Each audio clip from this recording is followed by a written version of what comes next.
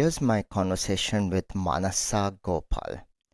Maanasa is a brand strategist and founder of Superblonde, who's worked with brands like TikTok, GoPro, Instacart, Foodpanda, to name a few. Before brand strategy, she was a research scientist and led two climate expeditions in Antarctica. She's had a crazy life. She's been to every continent before she turned 25 with an Indian passport, minted the first NFT in Antarctica, and made the world's longest food delivery. We dive into a lot of those stories in this conversation, and we talk about all of the struggles and the things that drove her to do all those things. I hope you enjoy this conversation. Hello, and today for the podcast, we got Maanasa Gopal. She's I'll let her introduce herself because she does a lot of things. I know that she's been to every continent around the in the world. She, like me, views her 20s as a time of experimentation and having fun and learning new things. But I'll let her take it away. Thanks so much for having me, Jeremy. I'm Manasa. If you're a non-Indian person, you can remember my name like Vanessa with the M at the start, but it's pronounced Manasa. I'm the creative director and founder of Superblonde, where we do brand campaigns and strategy. And some of the brands that I've worked with are TikTok, GoPro, Insta360, Foodpanda, to name a few. Before brand, I actually used to be a scientist. I used to work across Singapore, Australia, and East Africa on biochemistry projects. And I've led two expeditions to Antarctica for climate causes. Outside work, as Jeremy said, I love traveling and I've been to all the 7 continents. It was one of my big things in my life that had a domino effect on my whole life, career, everything. I've done some fun stuff like mint the first NFT in Antarctica, make the world's longest food delivery from Singapore to Antarctica. And then we also ended up taking this first winter exploratory aircraft to Antarctica in April 2022 for Wow. DAP Airlines. But yes, that's a little about me. So that's a lot that we're going to get into. And I would like to start from where you're from and Mm-hmm. how, like, what were you doing growing up? Mm-hmm. I am from Chennai. Where you're Indian too, right? Yeah, I grew up in Goa. Oh, okay. Oh, okay. Sweet. What an amazing spot to grow up. I've I actually been to Chennai. I have friends who studied there, so I visited. Yeah, so my family's from Chennai. For like a super brief period of my childhood, I grew up in Dubai and then moved back to India for like my teen years. And then I think when I turned 20 or like 19, 20, I moved out of India and have been outside since. It's just been such a great journey, honestly. I got to really experience a large part of the planet and I love it. How was it leaving? Like, what was the first thing you did? Because it's not easy to just leave India. Mm-hmm. Passport's not that strong. Oh, 100%. It's not. So I was about 18 or 19. I already knew like a few things for myself. You know what is crazy? I recently went back to India and I looked up all my journals and everything. I had written what I'm gonna do in my 20s, maybe when I was 18 or 19. For me, everything has Yeah, come true except for one thing, which is I wrote that I'm gonna submit my like book draft to a publisher, and I think that's also probably gonna come true. Um, nice. but I wrote down like proper plans, like, oh, I want to travel the world. I want to start my own business when I was 25. I wanted to, have financial independence early. I had like a lot of philosophies. So I am to give like context, right? I'm not someone who has family money, network, connections, none of that. My mom took care of the home and like all of us, and my dad, for the longest period of time, he worked in shipping and he was a manager. So there was really nothing. And for in one of my blogs, it's probably online too, that for the longest period of time the only thing that my family owned was a 3-seat scooter. And we used to like, go on that. We used to live on rent till probably when I was 18, my dad and mom bought their first car. And to give like a rep, so they're really against loans, Mm. and they're very like, we need to live within our means kind of people. And they got their first car when they were 18. And to put things into perspective, a car costs like $3,000. So they saved up and they got it. And shout out to them. But so I always was super encouraged to like have like independent thoughts on things. So for me, I read a lot and I was like, okay, purchasing power parity. Um First thing it came up, and then a lot of the different things combined. I was like, first I wanted to see the world outside, but second, say for example I wanted to be an entrepreneur at 25, because I really don't have any support structure, right? I had to like, Mm. I'm really like designing my life on my own. And so I have to be prudential about it. I cannot quit my job and travel the world, I don't have that kind of luxury. So I was like, okay, I need to make money. Making money in India was not an option for me. Like as a teenager, like I already realized in my 20s, I'm going to earn in dollars because of purchasing power parity. And then the other thing was investing the money. So I started pretty early as well. So that's really how, like, my first steps outside India started, which is I told myself I'm going to get myself a job. But before that, the thing that I wanted to do was I wanted to go to all the 7 continents before I turned 25. It was a childish dream and it didn't make any sense. It was gonna like, it takes money from me, not gives me money, but had a domino effect on my life, career, everything. So how I first started with outside India was, so to this for this goal of traveling, I needed to get a job. But Yeah. a job in dollars is straight away, I don't know, it didn't work out for me like that. So I did in chemical engineering in undergrad, and in my probably second year of chemical engineering, I discovered this world of paid internships abroad, and I applied to 196 internship like positions and opportunities. I got rejected 189 times. My God. And before you're like, oh, you mass applied. I didn't mass apply anywhere. I am a master application and email writer. I even made video applications for some of them. Okay. So Wow. I really went deep and did this. And from there, I got 4 internships. The first one was with UN East Africa. The second one was with UWS Australia. The third one was with IIT Bombay. It was within India, but it still got me to like travel to Bombay. And the last one was at NTU Singapore, where after my 6 months internship, I got converted full time. So that's really how I started. And the other thing to note is I discovered the world of part time jobs.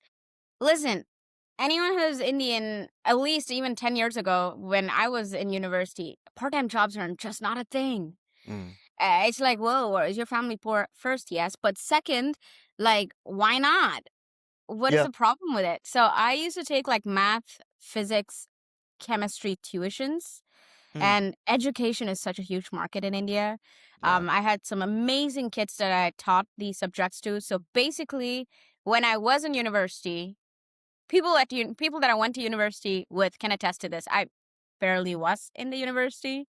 I got good grades, but I would basically do like 6 a.m. to like 6 p.m. would be the university time. 6 p.m. to 10 p.m. would be my part-time job time. So I made money through part-time jobs, and then I got these paid internships abroad. And then slowly but steadily, I made my steps outside the country. Yeah. I remember when decided to drop out, I kind of put a safety rule of only Southeast Asia for 2 years, because I was like, if I force myself only be in Southeast Asia for 2 years, it will be like keep my cost low, and it gives me enough time to like work and lay the foundation. Mm, Because I often notice a trap many people fall into is they get exposed to the digital nomad travel the world bubble, and it's why can't I immediately travel from Switzerland to Rio to Australia in 3 months? and it's it's kind of like there's a little bit of like acceptance of reality. Okay, of this is my starting point. I have to Mm, take this a longer way, but it might just be 2 to 5 extra years, and then I can get whatever I want at the other side of it. for sure. I think that it always makes sense to plan things out and have like life plans, and everything comes true. It's the beauty of things. If you write things Yeah. down, they end up coming true. It's kind of scary too. It's like, it's the truth. If you just Mm. write things and you're like, I'm going to do it, they end up happening. I mean, I think you might have this experience with your friends where the moment you write something down, you also start talking about it more, which means you don't realize you already have those people within your network who help make it possible, but just because you're not So talking true. about it. So, on one hand, you pay more attention to it, the more you write about it, the more you manifest, Yes, you yes, pay yes. you pay attention to solutions, but then Yes. also other people know what you actually want. Because otherwise, you're So true. walking around just saying, I don't know what I want. And the moment you just say, I want this, everyone is like, ah, now that I know what you want, okay, I'm going to connect you with another person who can get you that. Yeah. Yeah, I'm such a huge fan of journaling. I have Mm. journaled since probably I was 7 or 8. And I have every single journal that I've written in my life. And like even at like 6, 7, 6, 7. Okay, 6, 7, I have like journals writing like, oh, I want to do this, I want to be this, I want to blah blah blah. Wow. Just like seeing my own like journal from like late Mm. teens where I was like, hey, I'm gonna do this in my 20s, and every single thing happening. At this point, I'm like, okay, have you seen Shakalaka Boom Boom? It's like this Indian kids show where this dude has Long like a time ago. magic Yes. pencil and he Oh, writes things. yes. I remember that. Yeah. Listen, I wanted that pencil all my life as a kid, but I almost feel like it is true. If you just Mm? write things down and if you're just an aggressively optimistic person about life, things just work out. Yeah. I remember I really got into the idea of pronoia, which is the opposite of the word paranoid. So the word paranoid, the opposite Oh. of it is the mentality that the entire world is conspiring in your favor. So Mm. so just the belief that the entire world is pushing towards helping you succeed. And ever Huh. since I got into the concept, I was very fascinated where I noticed so many people talked about it. Like Kevin Kelly talked about it on a podcast 2 years ago, and a bunch of other people. And I'm like, okay, cool. Almost all the people in my life who are successful are pronoic, and a lot of people I look up to are pronoic. So it's the obvious choice. You just choose to have a delusional mentality of the world conspiring in your favor. Yes. Yes. Well, okay, mathematically you can also use like Bayes' theorem. So this like, when you really want something, the whole universe conspires to help you achieve it. Okay, I got to show you something. Yes. Um, I am really into graphs. This is like my daily work motivation. So basically, if you use Bayes' theorem, which is you like update the next trial based on previous trials results, and you increase the number of trials, then your outcome variance will decrease and the outcome quality will increase. So it's almost inevitable to have a big win if you just like mathematically it's true that when you really want something the whole universe conspires to help you achieve it. Yes. So I had a conversation with a high school friend of mine who was in eighth grade with me, Mm-hmm. and and I shared stories of how both he and I used to sell things when we were in eighth grade. I used to sell my food, my tiffin. He used to download movies on torrents and sell them in class, or video games. Or he Yeah. was arbitrage the market of Flipkart versus physical stores. So we had this theme of entrepreneurship always being in our life before we ever got online. And across all of the projects that you do, I notice art being art, design, branding. When did that start? Like, were you always somebody who were artistic? Were you into painting as a child? Yes. I've like I started writing really early. My mom told me like by 1 I already started like scribbling with pens. I Wow. also started yapping even before I was one, hence I'm a professional yapper. But yes, I'm like I've always been adult, I learned the word art, or like I learned that I have like an artistic view on life, but I learned the terminology as an adult, but it's just how I've always been as a kid. Because I always used to write like storybooks. I had like, like big fiction books that I wrote. I had like once a video game that I was developing in school. And I also was super enterprising. In school, I had like personal care like products, basically like hand me down like recipes of Ayurveda that we have for like hair care and skincare. I used to like just like explore that and at like 16, 17, and try to do something with it. Uh, but I feel like my entire life is like one big like art piece, and like the canvas keeps changing for it. Even when I was like a scientist, I fell in love with data, but it is its own art form. Like you take a research paper and you have like, the methods and materials and like the procedures and results and conclusions and things that you draw from it. I feel like it by itself is like an art form of its own. And like even at my current company where I do brand strategy and campaigning, it also, for me, it's like an art form. And it's just creativity, right? The first ever brand campaign that went hella big was the one that I did with Food Panda, where I made the Mm. world's longest food delivery.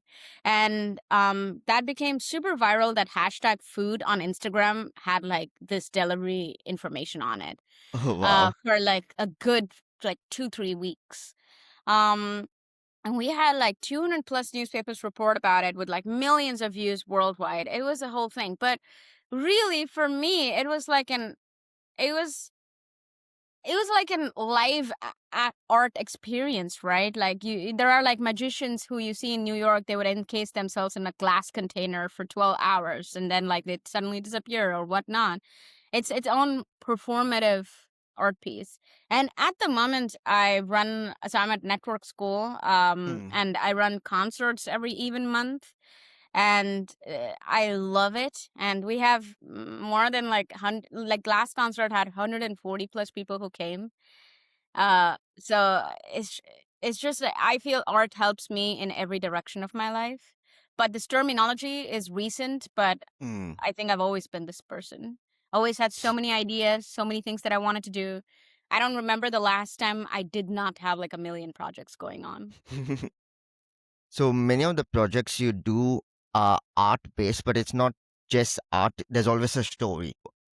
Because like stories always get a message across a lot more than just absolute facts. As with branding, it's always about the story you're going to tell. Yes. Were you always somebody who was fascinated by stories and fiction, Yes. or like a wide imagination? Oh, yes, 100%. My mom grew me up on a lot of like stories, bedtime stories and everything. And my mom really, really encouraged me to like go ask why on everything. Like she Hmm. was like, Socrates died because he asked why. People have died before you, Manas, who've asked why. And I was That's like, yeah, you're nice. right. And mind you, this is like stuff that I got told when I was like 8 years or 6 years old. So it was always like, ask why. Like my mom told me, like, even if you're like a cobbler, be the best cobbler in the world. Like, follow your passion, whatever it is. So for me, because I was allowed to just be myself, even though like my family would like fun bully me for it. They were like, "Oh yeah, she's doing her thing again." But I've always been a hyper imaginative kid. I had like my own worlds. Sometimes it got too much, where I would just like in teen years, I lived inside the world more than the reality. Where I was trying to work on this video game called Limox. It was maybe I'll still work on it as an adult, but it's a concept where like people play this video game, and from the video game they insert like chips in their brain to play the video game, and like that some of the chips malfunction, or like a big conglomerate is like doing something and people start developing like superpowers or like diseases, and what happens from there.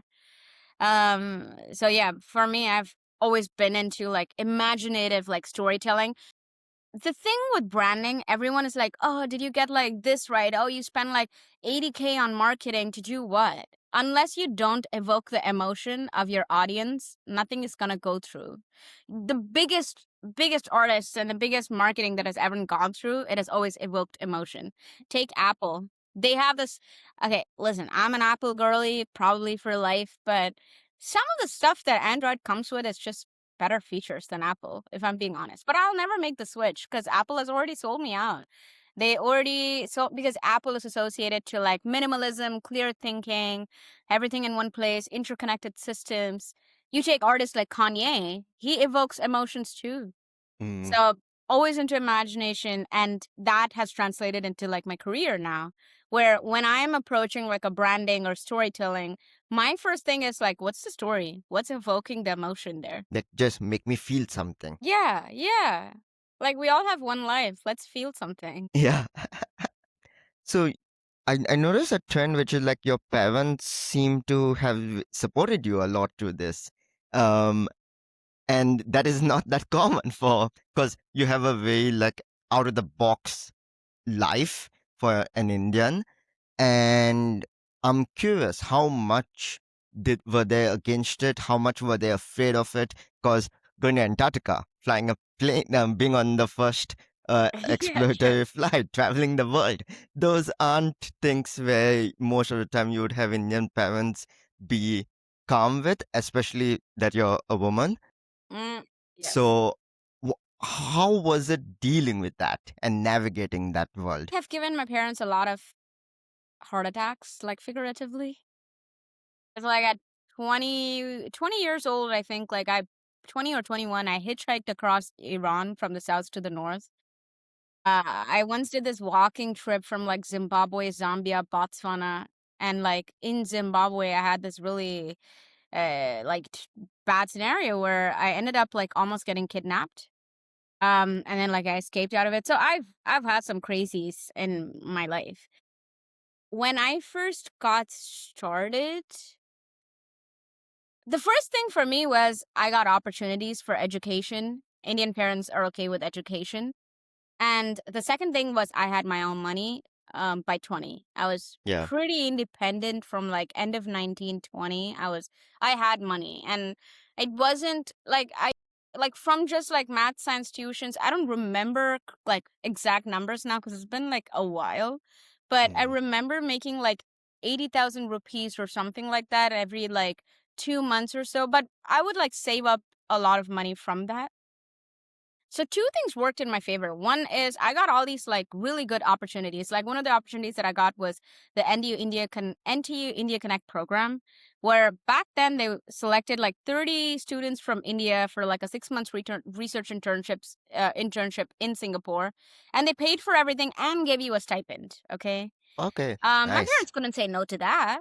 And then every time and then like all my internships, they were like selective internships where like I had to like work really hard to get it. And my parents saw that I was like in university, I never really cared too much to go for like movies or like parties or outings. I literally, all I did was go for my classes, take part-time jobs. Saturday, Sunday, also I took part-time jobs. I only had one thing. I was going to travel. Nobody's going to stop me from doing it. And I'm an only child, and my parents are extremely protective. At least they were. They wouldn't let me cross the road without holding their hands till I was 17. So Wow. there was like a lot. So whenever I got these like safe opportunities, they were fine with it. But then what I did was I used to get the stipends from these internships and be like, hey, mom, dad, I want to go to Iran, for example, or I'm going to go to Vietnam, Cambodia, Thailand at like 20.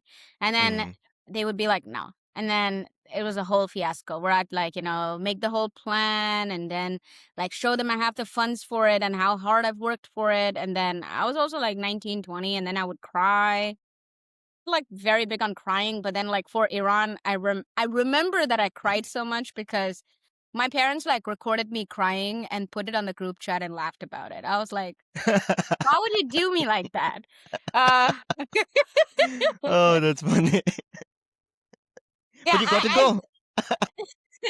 like they just thought I was like I was going nuts. They were Mm, like, "Look at this kid, huh?" And I was like, "Why would you guys do that? I really want to go." Like, I, in general, I don't cry a lot.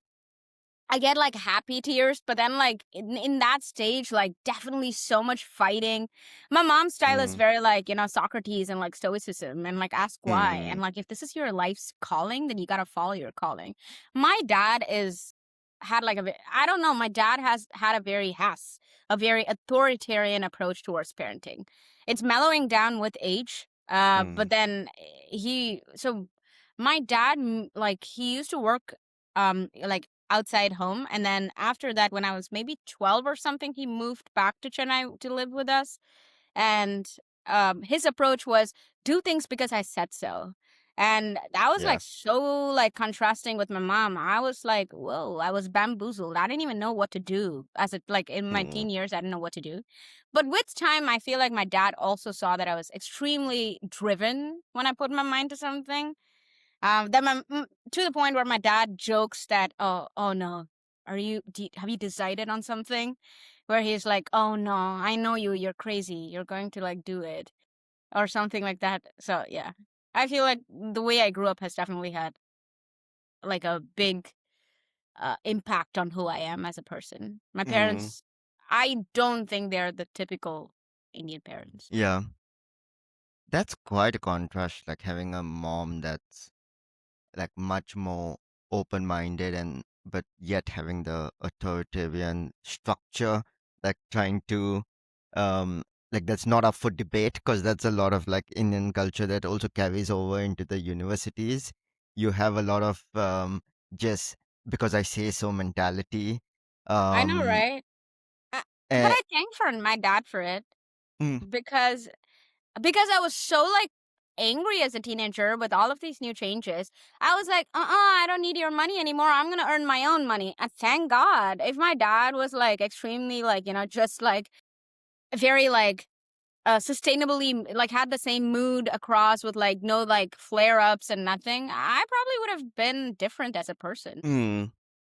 But one of the things which like we talked earlier with playing around and like manifesting is also the ability to just give yourself the space and time to cook, like the way the kids call it like let him cook. So it's like it's almost like success is like repeated success is based on your how much space do you have in your life to just keep on cooking. That is something which like it seemed like you've always designed and optimized for. Like you knew that you're going to like optimize for money, you're going to optimize for like travel and freedom, but what's happening in between all of those adventures or all of those like just logistic things is you're optimizing the freedom and the space to just cook. 100%. I care. My primary thing that I care about the most in my life over everything else is curiosity. I'm a curious person. Till I die, I'll probably be a curious person. And so I have like three pillars of life, right? Curiosity is number one, freedom is number two, but freedom only so that I can be curious in peace. And number Mm, three is health. Health only so that I can be curious longer. I really don't care to have like $1 billion, for example. Um, I care more that I have like a lot of freedom to be curious. And mm, like over the last like maybe 2-3 years, I've started to do this thing where I actually don't work all 9 months of the year, 12 months of the year. So I do like 9 months, and then I take mm, my birthday month off. I take my December month off because I am a creative person. I need these spaces, and I'm actually so grateful. Like my life is now like as I'm talking, I'm also realizing it. I get to really live life on my terms, and I'm very mm, grateful for it. Um, but with that said, everything I optimize for in my life is just curiosity. Like, am I getting to be curious today? If I have like a lot of admin work, for example, before I used to have like an assistant, but then now I have like Claude. yeah. So I set up Best like Claude assistant in town. employees, and like I and now my assistant Claudette takes care of all the adult work so that I can do the child work. And Mm. I think my worldview is everyone should optimize for it. Like, earn fast in your early 20s when you don't really care a lot about a lot of things. Save up money, achieve financial independence probably when you're 25. This is the age group. See, listen, it might be like, oh, whatever, but I am from India, okay? At the peak, my dad probably made like $700 or so, okay, at his peak. And if for like a random nobody like me from Chennai this was possible, I just know this model works. It's possible. Same. So yeah, same for you, right? Yeah. But this is a good introduction, like intersection for us to share, like how I even like discovered you. Uh, Yeah. which is maybe like many years ago, maybe even 10 years ago. I, apart from like being like a woman, making like, figuring out how to deal with this whole money thing, I also had like another hurdle, which was the Indian passport, right? And I Hmm. remember like extensively being on all forums. And I think in one of the forums you had shared on Reddit on like how you travel with an Indian passport. And I was like, oh my God, really cool. And then I found your website. I don't think you had even social media listed on your website. I emailed you like maybe 5 years ago. I was like, hey, really cool stuff that you do. I've read about your stuff. I think your life is really cool. I don't think you ever got back to me. And So then maybe this year, I I don't know. Did I email you or maybe yeah, I DM'd you on Instagram. I followed you on Instagram because I think maybe you put your Instagram on your website. So I have a list of cool people websites, right? I nurture it and curate it like my own personal garden. Your website is on my cool people list. And from the cool people list, like I once in a while check on my cool people, right? And then I was like, I wonder what this guy is doing. And then you had your Instagram listed. So I did the yeah, thing that anyone would have done, which is follow you and be like, DM you and be like, oh, really love your stuff. Great. thanks. But I remember when I wrote that article, which was I like 10 years ago, this last week actually. So I left Goa in April 27, 2016. So it actually just became 10 years since I started traveling. And I remember when I left that, I was just traveling, and the biggest hurdle out after money, of the idea that you could work online and all of those things was everybody kept on saying that, oh, you like, okay, all these travel bloggers exist, all of these digital nomads exist. Oh, but that's white people shit. Oh, you need to be a Mm, privileged person from Switzerland, New York, blah blah blah. And I'm like, have you even tried? Or yeah. are all of your ideas just based on finding the easiest excuse that you can grasp onto and using that and just continuing to do that because everybody else around you does that? And I was like, okay, I'm 18, I'm dropping out. I'm gonna solve the money thing by building businesses, and then can I travel the world with an Indian passport? Okay, let me only look at Ministry of Foreign Affairs websites for visa policies. I'm never talking to a human. I'm never talking to an Indian who shares my passport about the visa policy. I'm just actually only going to spend my time looking at the laws. The actual Hey. absolute laws is that's the only thing that matters. And Elon Musk has this thing, which is the only limits are physics. Everything else is a suggestion. Mm, And that was an idea that got planted in my mind when I was very young. Is the only like actual thing that can stop you are the laws of physics. Everything else are just rules that you don't have to actually worry about. And for me, I looked at travel the same way, which was everyone's opinions on these things that didn't matter. The only thing that mattered were the actual legal letter of the law from Ministry of Foreign Affairs. So I just spent my entire time at like learning those things, and then I would just like go to a border. The law allows me to do something. It allows me to fly to a country. So I do mm-hmm. that. And then you find other ways that you can do it. And then eventually it comes to a point where you've traveled so much, when you drop your passport at a counter, the person is like, first time in the country. And you're like, no, this is my ninth time here. And why are you coming here? Oh, I just love your country and I go hiking there. So eventually you just do this thing so often that um that it just becomes second nature to you. Uh, Yes. but yeah, it's just this thing. People create fake walls around them. It's true. Have you seen that meme? Steve Jobs started in a garage. HP started in a garage. What's stopping you? I don't have a garage. Indian houses don't come with a garage. Yeah, I mean, listen, I was extremely angry about passport privilege, Hmm. but I've since gotten over it. Um, at some point, I was like, okay, I'm gonna drop like 100 grand and get like a new passport. But as you said, with time, you accumulate too many stamps on your Indian passport that you're like, okay, now it's a souvenir. I cannot let go.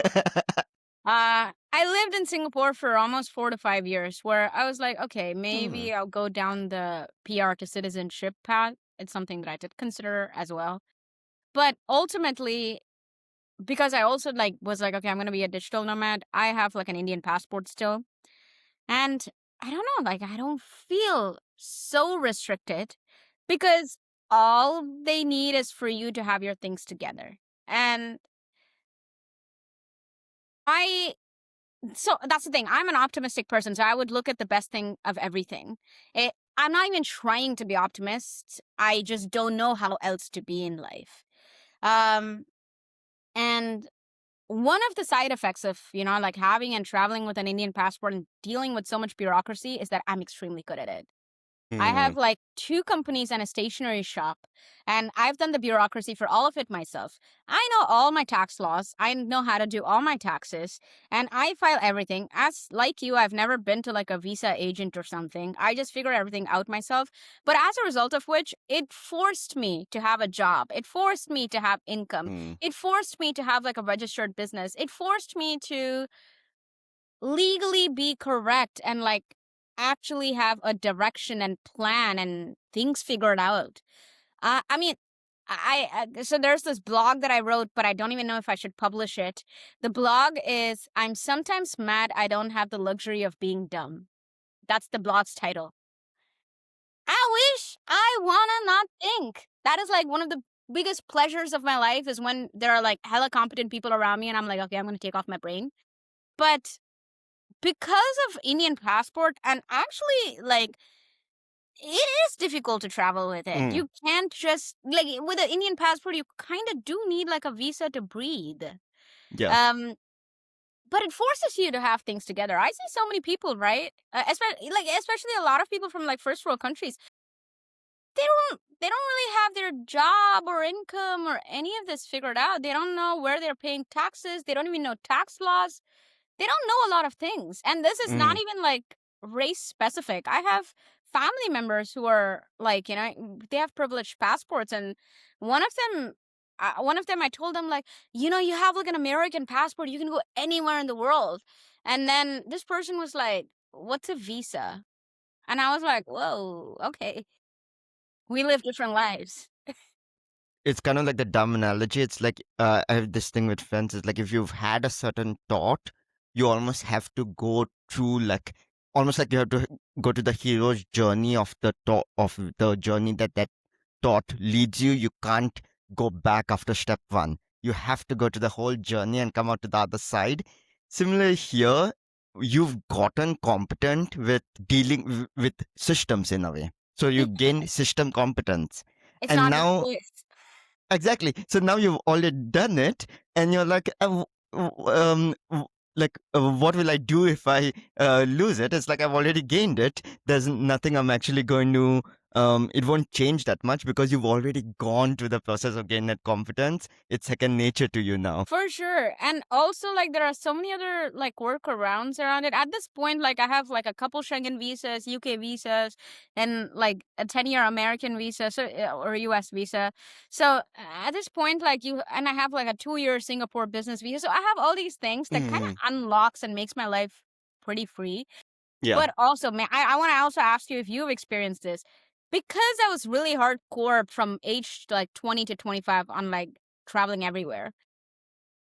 I almost feel very peaceful with traveling. I've gotten it off my Mm, system. I did backpacking at the right age group for me. Like, I'm mm, 29 now and I don't feel like I'm not gonna. or like the backpacking hostel life is really best experienced in your early 20s, not even mid 20s, just early 20s. So do you feel that with time for you, like you also have in my like like like wording, it would be like aggressively traveled with your Indian Hmm. passport. So do you feel like you've seen enough where like you kind of have an idea on how everything works, so you have like some peace right now where you're Yeah, not trying to do too much and travel too often because you've seen enough for whatever you want to see. exactly. I do get it again once in a while. Like, there's always a new adventure that brings the spirit back up again, which was recently it was going to Peru, getting a bike and riding in the valley with the motorbike, just going around the Sacred Valley and other places, going hiking. Those things always bring it back to me, but not for a long time. It's not like I want to do that for a year. It's like I want to Mm, do it for a short while, and yeah. then it's more about daily life routines and other things. And for me, it kind of came a lot of these feelings, like you said, came at like a perfect time, because exactly as it's 10 years and I'm stopping to travel, I'm becoming a dad. So all of these things, like, Aww. it's like a close of a chapter and a new chapter, and traveling with a kid is going to be very different than when I was 19 hitchhiking across Cambodia. You're right. And you met your wife during traveling? Yes, we met hiking in Borneo, the Malaysian part. In yeah, Close to me in now. Yeah. Okay. yeah. So in Sarawak, we met. We were staying in the same Airbnb, and the Airbnb host organized a hike. So we met on that hike. How long ago was this? 8 years. Oh my So god. so we spent the past 8 years traveling together. Together, and you've been in Yeah. Sweden for I officially am just moving now.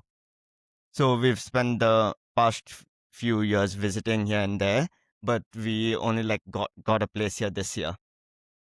amazing. Congratulations. A lot of Thanks. beautiful, beautiful changes in your life. I'm I actually really know. happy for you. Thanks so much. Yeah, like I gotta like go update my cool people list with your latest like, oh, he's doing this now. The podcast has started. The episodes have been coming out faster than I could update the about me's. I've always been horrible at that. You should. I feel like you have such a cool story. I would read if you write a book. Yeah, I Are you am working on working one? on one. I am working on one finally. Me too. I'm working on one too. Okay, listen. For my teen self that wrote that submit your book to a publisher in your 20s. That's the last part of the bucket list item, right? From 20s. I gotta do it for her. Hmm, of course. Yeah.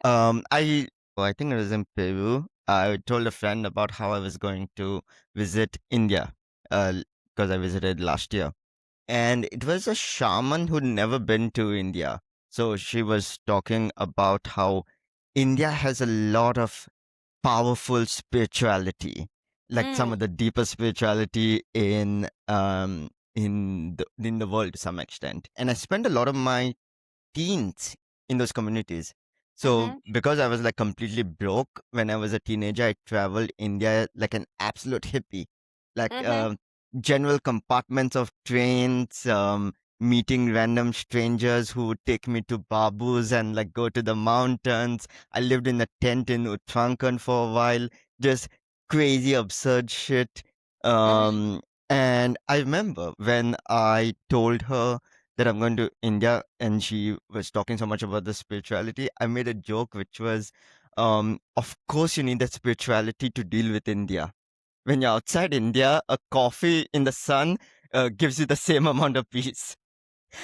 So going through a lot of, let's say, struggle, you've front loaded competence in a way where you've developed this great ability to do things like like you don't need to be told that silicon Twitter quote of like you can do things. You know that you feel it in your blood, like it's Yeah. like it flows to you to like an electricity. You don't like the quote means nothing to you. So when you approach and you enter new fields where you just like start stuff, when you build a business, when you uh go to network school, and when you shift from biochemistry to this, like how do you find them easy? Do you still get nervous when you try something new? Um, okay. To answer that, I feel like I need to give this context. I often dissociate when people tell me, "Oh, you're really cool," or "You've done a lot of cool things," because for me, they're not cool. I was just being curious and I was just following my curiosity. So I'm a little bit often confused when people like say I've achieved a lot because I actually feel like I just followed my curiosity. In my head, I didn't do anything special. I was just really curious and I was helplessly curious and I didn't know what to do, but I had to find answers. Hmm. Now with this context in mind, I personally don't feel like I'm moving mountains. I'm like, I just need to find something. And I Hmm. cannot help it. Like, I just, even if I want to sleep, for example, sometimes if I'm onto something, I'm so curious that I just want to see what's next, what's next, what's next. Um, but when it comes to like actual having like bodies of work, for example, I consider my journey to all seven continents a body of work that I did. I would pay money to get the feeling of going after your first body of work because you're stupid, you're young, you're naive, you have no idea about anything. I didn't even know it is supposed to be hard. Um, and you do it. But once you do it, maybe you've experienced this too. At 25, I went to all the seven continents. It wasn't easy at all because so I've been to Antarctica twice. The first time I went to Antarctica, I was supposed to go with a climate expedition, and I ended up getting COVID in South America. I was stuck there for a month while the entire crew left to Antarctica, and I watched them from my window. I felt like an absolute loser. But then I was so curious. I was like, oh my God, I need to see this continent. So I ended up like, at that point, I was traveling with another expeditioner. So with him, I ended up like convincing a Chilean airline company to give us an aircraft. And for this aircraft, we flipped NFTs for like 48 hours, made $30,000 to like fund the fuel and pilot for it. And then we tried taking this aircraft from Punta Arenas in Chile to Antarctica 3 times, failed the first 2 times because the wind speed was high, visibility was zero. And the Chilean military attempted this route before and they blast midair. So all the odds were stacked against me going. But I was curious, Jeremy. I didn't know what to do. I was like, I got to get to this continent. Um, and on the third day, I think it was April 7th, 2022, we took off and there's no airport or anything. It's really just landing on ice. We landed next to the Russian base. Throughout, and they were amazing. They were so kind and they let us use their toilets, which is a big thing, because it's very hard to build things in Antarctica. So to have like a flushing toilet, bless them. Um, there has been like a lot of these, such big hurdles because like when I got started, it was like, where's the money coming from? How am I gonna navigate the passport? And during the journey, like ended up staying with like the Iran's dictator's like right hand man's like group while I was hitchhiking, and I had to escape that. Then in Botswana, in Zimbabwe, I escaped like getting kidnapped, and there have been like so many of these things, but I was just curious and I don't know what to do. So that's how like the first body of work happened. Now, like if I'm feeling nervous doing like next bodies of work, it's not nerves, but maybe you can chip in on how you feel about it. It's not nerves because I still like by data I know everything is possible, but it's the fact that I know everything is possible.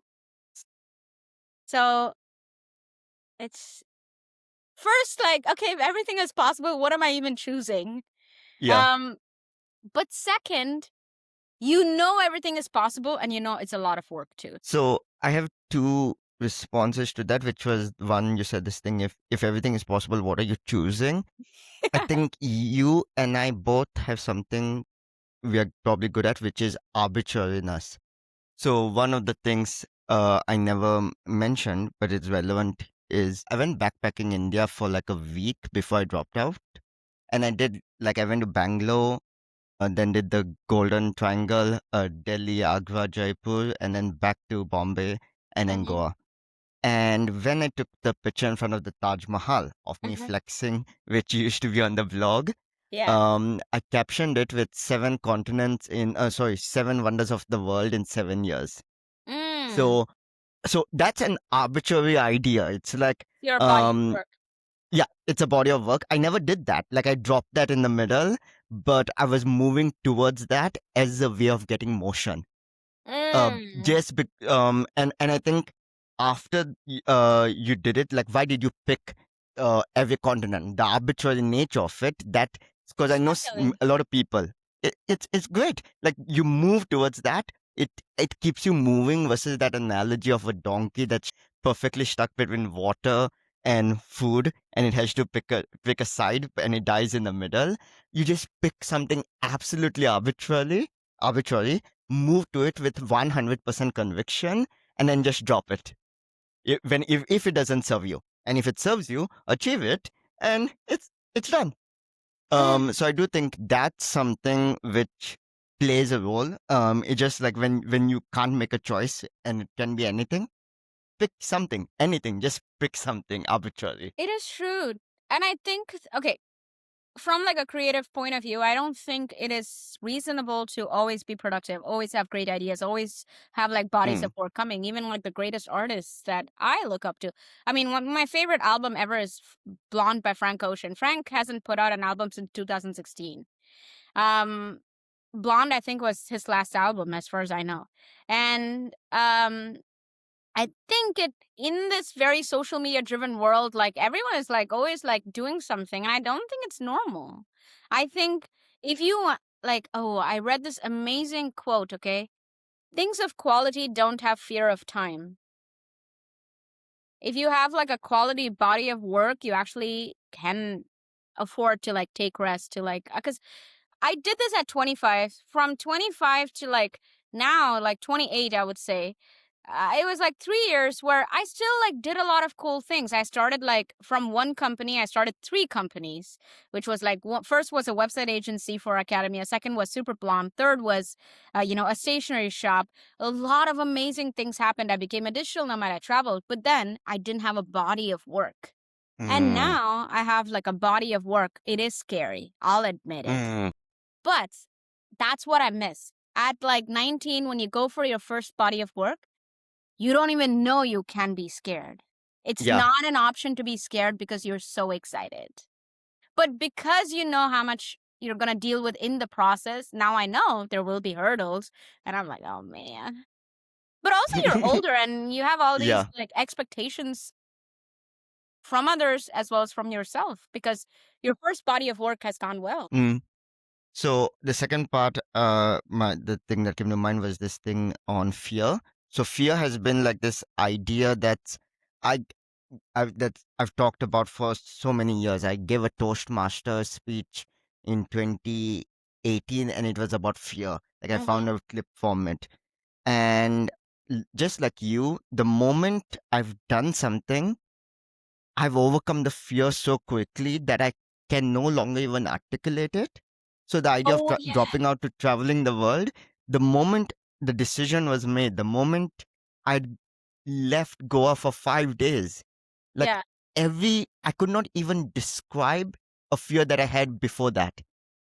So Same. I actually yeah, cannot tell you that I've ever been scared. In the 5 years that it took for me for my first body of work, I wasn't scared at all. It wasn't a thing. yeah. So the moment you overcome it, it's like even the tiny amount of nervousness that existed, Mm-hmm. even that disappears. Because I have this thing right now where I'm soon going to be a dad, Yeah. and I'm going to be a young dad. I'm coming out of like chilling for many years, so I'm like starting to get businesses off the ground. I'm still on a tourist visa waiting for my residency, so I might have to leave the country. Just all of those things are like it creates an underground level of nervousness, and I know that even that tiny amount of nervousness exists. I'm not going to be able to describe after the kid is here because I'm pretty sure I'm not going to be nervous at that point. So it is a funny thing where like it's often hard because you want to document and share the fears because it reminds other people who have the fear that they are not alone, that you also have the fear. But once you've actually gone through it, um, it like the little bit of nervousness just disappears so much, and it's always smaller the next time around. So you can't Mm. articulate it and describe it the same way. Yes. I think I have fear up till the point where like my curiosity has not gained escape velocity. Once like I get too deep into something and I'm like too curious, it's gotten escape velocity. After that, just don't have any fears at all. Hmm. But till that point I had, but that's the thing, I never really had fear the first time around. But after like 25, it wasn't exactly fear, but I think that there's just downtime where you don't come up with Mm. great, like, what you want to do. Things were moving in the adult world. I had my money, business, employees, everything, but not in the child world. But Yeah. now I have things moving in the child world where I have like a body of work, which I'm working on, the 20s project. It's a book, Hmm. a film series, and an album, just compiling the most exciting decade of a person's life, which is 20s. Every decade has its own adjective. I'm sure 30s are going to be amazing too. I still haven't lived it, so I don't know what exact would be the adjective, but 20s, I would say the most exciting decade that I've ever lived. I haven't lived many. Okay. But now I have a body of work and I have fear right now because I Mm. haven't gotten curious enough. That's what I'm doing right now, which is I made a list of all the adult work that I'm doing, all these bureaucracies like visa, taxes, and like staff payments and everything. I was like, okay, I'm gonna like use AI to like automate all of these things so that I can spend 80% of my time doing child things. And I have like a school system for myself where every day at least like an hour or two, I just spend time reading. And I have this conviction that everyone has AI now, everyone has access to tools. The real winners of this are people with taste. So I Hmm. literally set aside at least an hour a day to develop taste, which is just me being curious about different things and learning things, listening to music, whatever it is. But yes, I get the fear till the escape velocity point. I haven't hit the escape velocity for 20's project yet, but once I do, which I'm hoping in May it will probably happen, I probably will stop. This fear will just go away. I just need confidence that I'm like, I just need confidence that this is going to be an exciting journey for me. That's it. So, how is it being at network school? So, most people listening to this won't actually know much about network school. I've followed Balaji for many years, listened to 100 hours of his. I've listened to every podcast of the network Yeah. state. So, I know all about it. But explain more about it for the audience. How did you end up there, and how is it living there?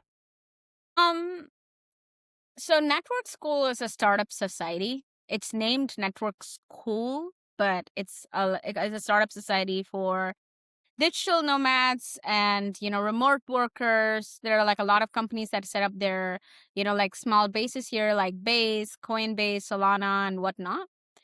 And how I ended up here, I this is my 5th year of being a digital nomad. So I did the the I did South America, I did Europe, I did the everyone's favorite spot, Bali, for 2 years on and off. And then my thing was with Bali, there was so much vibes. I loved the vibes in Bali, but there just wasn't enough ambition. And this is not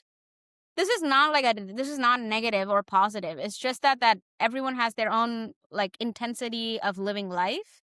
And in Bali, I felt like for a lot of people, the lifestyle was the end goal. I personally don't care so much for the lifestyle. Um, I care more about like doing something with my life. So I was already like kind of like, ooh, okay, I need to change this space. The 3rd year, I was like, where, like, okay, is it Bali again? And then I lost access to my Twitter, an old account I created as a teenager. And I also have followed Balaji like for 10 years now. Like in my late teens, I discovered him. I joked about it to him as well once, and he was like, "Wow."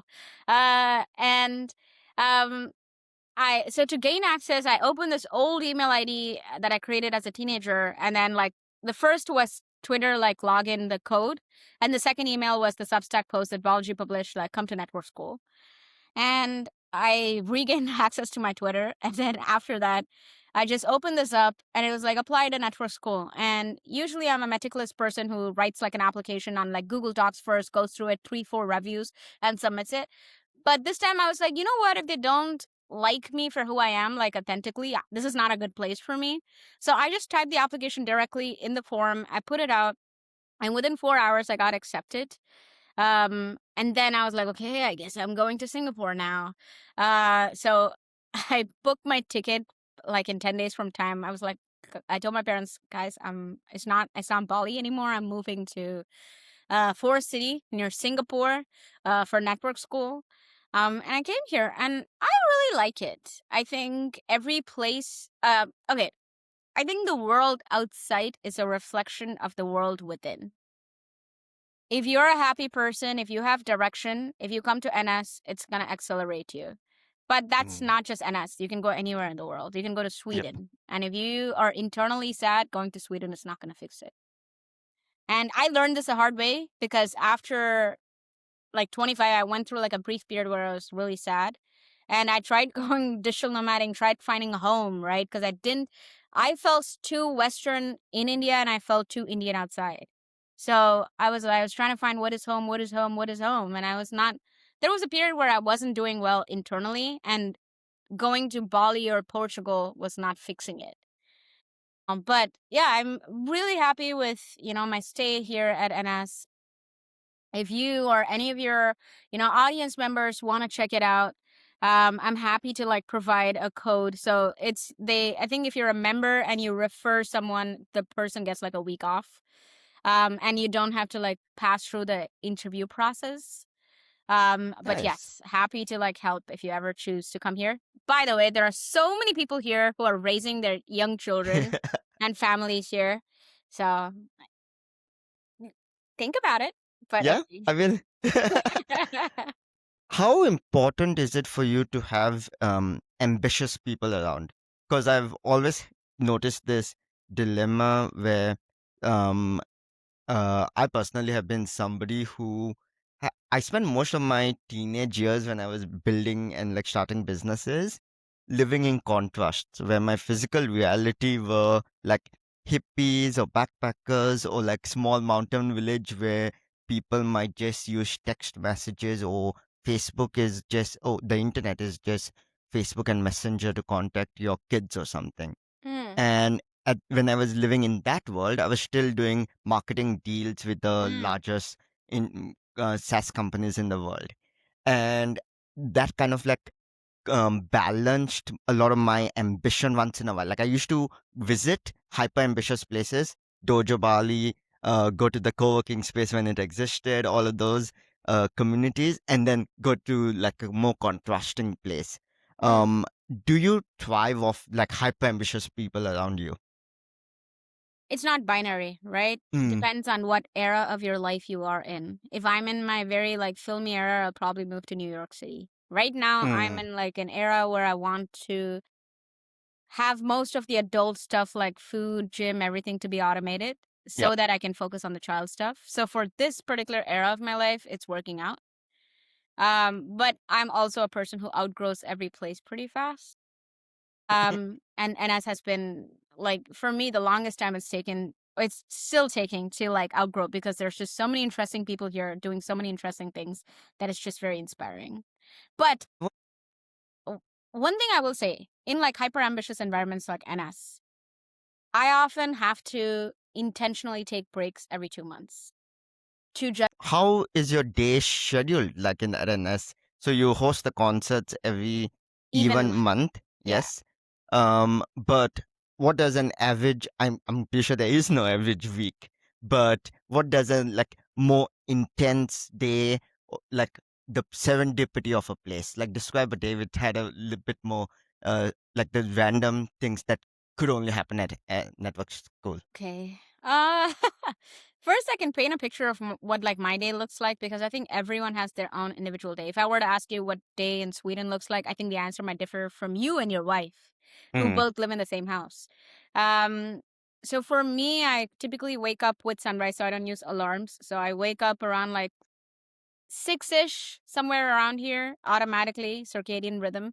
And then 6 to 8, I have like my Manas time where it's just quiet. I sit in the balcony. It's a beach view, and I'm so grateful. Literal like beach view apartment. Oh, nice. um, so I just sit, I journal, I write gratitude. I like, okay, what are my priorities for the day and whatnot? I just sit and think. Then around 8, I head down to the NS Cafe. I have like a spot at the NS Cafe, a corner spot, like my, cozy comfort spot. So I go there. And then like from 8 to like 6, like around like sunsetty, like when it's getting towards sunset. Sunset's around like 7:20, something like this here, but around like 6 it's already starting to get like orange. Till that time, I'm like working, and okay. I hate the word working. I'm okay. Working Cooking. has a bad meaning to it, but I am enjoying my life because my work Mm. is also stuff that I enjoy. So I do stuff that I enjoy. Um, and some days I go for ice skating. So it's the only sport that brings me absolute peace. So there's an ice skating rink like 20 minutes from here. Who would have thought, right? Never would have guessed. Exactly. So I go for ice skating like 2-3 times a week for like 2 hours. And then so sometimes what I would do is like in between my work day, like I would work from like 8 to like 10, and from 10 to 12 I will take a break and go for ice skating, come back. And just like switching up actually makes my day feel longer than it actually is. Mm. And then around 6-ish or so, like I would have dinner, catch up with my friends, and I recently got like a MIDI keyboard. So I play the piano, but I got like MIDI because I want to start producing music. So then I would hang out with my friends, like learn about things. Sometimes we would just like geek. So one unique experience, right? Which is last week, like my friends and I, we just had dinner, and then we sat and like discussed Claude MCPs and like how they're using Claude. And I don't feel like you would normally get this in other places. Mm. But yes, NS is great, and for this stage of my life, this setup is great. There will be a stage of my life where I like the European lifestyle, but right now I cannot fathom it. I've tried it. I've tried this European lifestyle. I was in Lisbon for a month or so. I was in Europe for 3 months ish, like just like trying the Mm. European soft, slow life. It was great, but beyond a point, I was like, okay, let's go. Oh yeah, I can see that. I have a lot of friends who that it just doesn't jive. While I have other friends who are like they get a Claude account and max out the limits, and whenever their limits are maxed out, they switch to a European lifestyle, and then they go back to SF lifestyle. So Yeah, based on if they have if they've hit the daily or weekly limits on a it's Claude, so true. so True. it's kind of like switching from SF to Spain lifestyles based on Claude. True. I mean, I'm not a big fan of SF lifestyle either. For Mm, me, it's like work, work, work. I don't like yeah. SF. I have family that live there, and I really love them, and like I like spending time with them. But I don't know. I feel like SF lifestyle is just not for me. Mm, I My favorite city in the world, surprisingly, is actually London.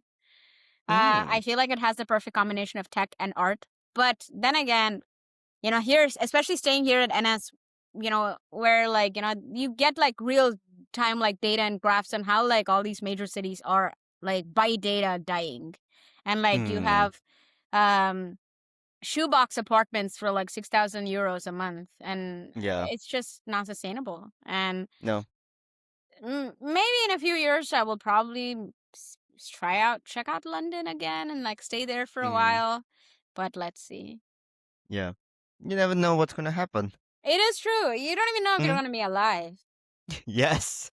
I mean, the last time I was in Malaysia, I just went on a hike, and now 8 years later, I'm having a kid with the girl I met on the hike. So, Life works out in yeah. mysterious ways. Thanks so much for coming on the Yes. podcast.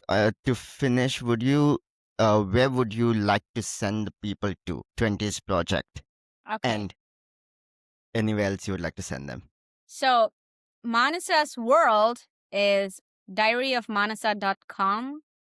Uh, so diary off, that's just DIARYOF, Manasa, Maanasa.com, because my parents decided that my name needs to have a million A's in it. So it's two A's at the start, Maanasa. And if you just want to like hang out and catch up, feel free to follow me on Instagram, the same exact handle, Diary of Manasa. And that's it. Perfect. Thanks for coming on. Yeah, thanks so much for having me.